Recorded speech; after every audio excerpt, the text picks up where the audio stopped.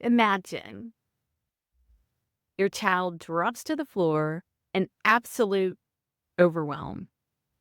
You can feel the eyes in the room piercing right through you as you flush from head to toe.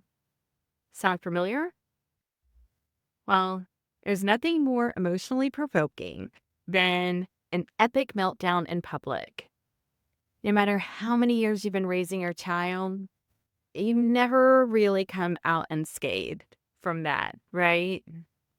So I was in Costco a few years ago and my son just stopped in his tracks.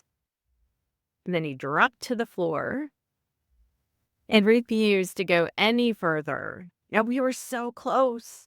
We were so close to the end of the trip. Or we were almost to the door, just past the food court, where everybody congregates there. And he dropped. There was kicking, crying, hair pulling, and even some little giggles, which, others always assume that when our kids do that, they're manipulating or they're just bad. They're doing it intentionally just to get their way or something. But that couldn't be further from the truth. And, they're just trying to cope with their environments. Their senses are 1,000 times that of ours. And it happens.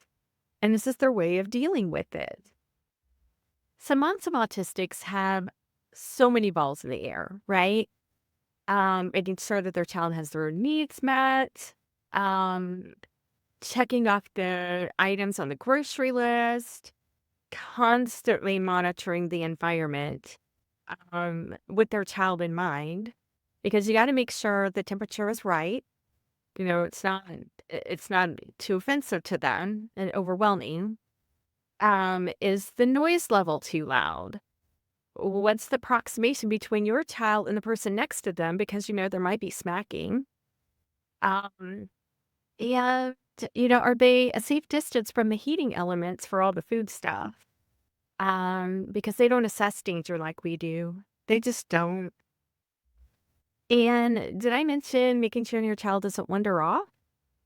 Eagle eye over here. And I know that you know what I'm talking about.